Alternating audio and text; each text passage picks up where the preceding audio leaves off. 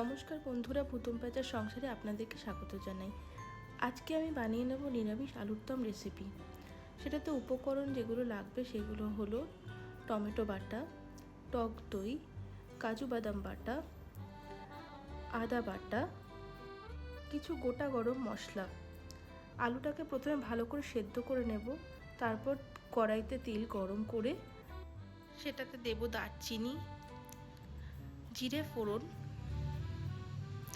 এলাচ, লবঙ্গ, তেজপাতা আর শুকনো লঙ্কা। এবার গরম তেলে ওগুলোকে হালকা ভেজে নেওয়ার পরে আস্তে আস্তে দিয়ে দেবো আমি আদা বাটা। আদা বাটা দিয়ে তারপর একটু শুকনো লঙ্কার গুঁড়ো,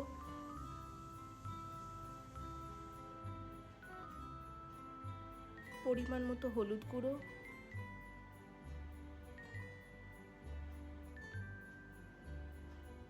দিয়ে নেব লাল লঙ্কার গুঁড়ো, যেটা আমরা কাশ্মীরি মির্চ বলি।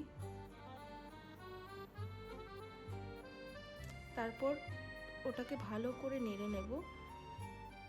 যতক্ষণ অবধি মশলাটা কষবে ততক্ষণ ওটাকে ভালো করে নেড়ে নিয়ে যে টমেটো বাটা রেখেছিলাম কাঁচা লঙ্কা দিয়ে, সেই টমেটো বাটাটাকে ঢেলে দিয়ে মশলাটাকে দিয়ে ভালোভাবে মশলাটা কষিয়ে নেব। মশলাটা যখন পুরোপুরি কষে যাবে তখন মশলাটা থেকে আপনা থেকেই তেল ছাড়া শুরু হয়ে যাবে।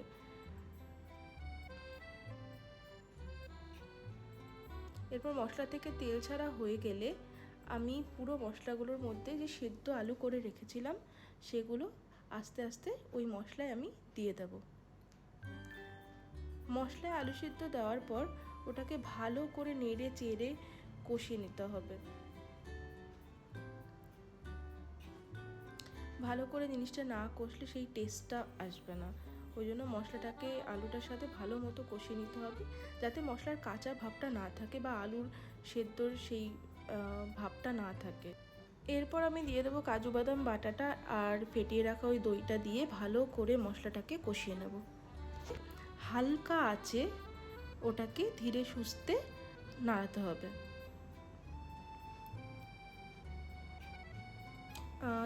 হালকা আছে, কারণ যদি আমি আঁচটা বাড়িয়ে দিই তাহলে নিচ থেকে লেগে যেতে পারে, তখন টেস্টটা নষ্ট হয়ে যাবে।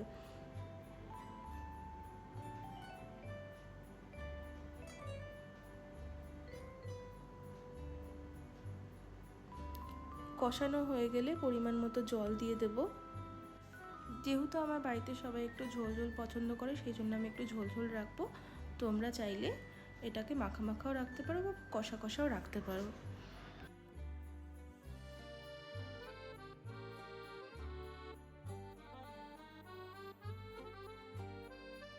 কেমন হয়েছে? আলাদাই।